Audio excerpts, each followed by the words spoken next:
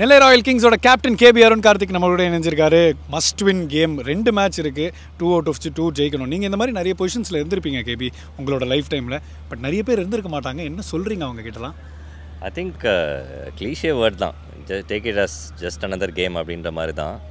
And ரொம்ப இம்பார்ட்டன்ட்ங்க இந்த மாதிரி ஒரு மேட்சஸ்லாம் வரும்போது எவ்வளோ ரிலாக்ஸ்டாக இருக்கீங்க, எவ்வளோ காமாக இருக்கீங்கன்றது தான் ரொம்ப இம்பார்ட்டண்ட். அதுதான் வந்துட்டு ட்ரெஸ்ஸிங் ரூம்லேயும் இருந்திருக்கு. ஏன்னா ஆல் யங்ஸ்டர்ஸ் அண்ட் டெஃபினெட்லி அவங்களுக்கு ஒரு பெரிய ஒரு கேமாக இருக்கும், அவங்க லைஃப் டைமில் கற்றுக்கக்கூடிய ஒரு கேமாக இருக்கும் அது.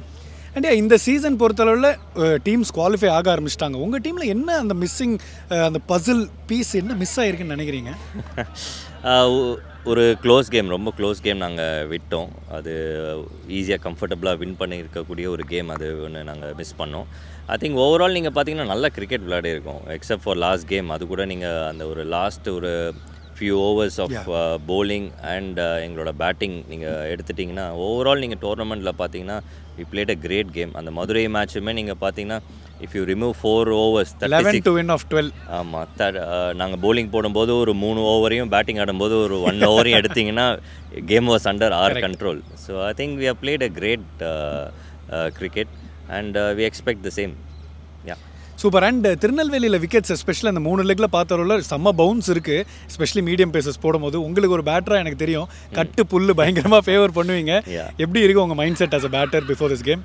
டெஃபினெட்லி எக்ஸ்பெக்ட் பண்ணல, டு பி ஃப்ராங்க் போபோ. இந்த மாதிரி ஒரு விக்கெட் திருநெல்வேலியில் கிடைக்கும் அப்படின்றது. யூஸ்வலி அந்த ஒரு ஸ்லோ டேர்ன் பண்ணுற விக்கெட்டு, ஒரு சைடு வந்துட்டு பவுண்ட்ரியை வச்சுக்கிட்டு ஸ்பின்னர்ஸ் நிறைய ஆப்ரேட் பண்ணுற ஒரு கண்டிஷன்ஸாக தான் ஓவர் தி இயர்ஸ் இருந்திருக்கு.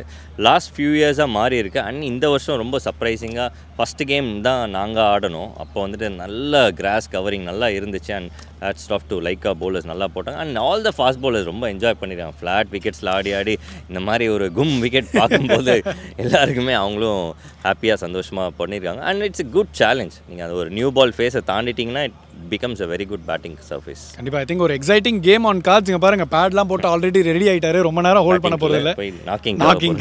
பட் ஆல் தி பெஸ்ட் கேபி, கோ வெல். ஒரு பிளிஸ்டரிங் நாக் எதிர்பார்க்குறோம். Definitely.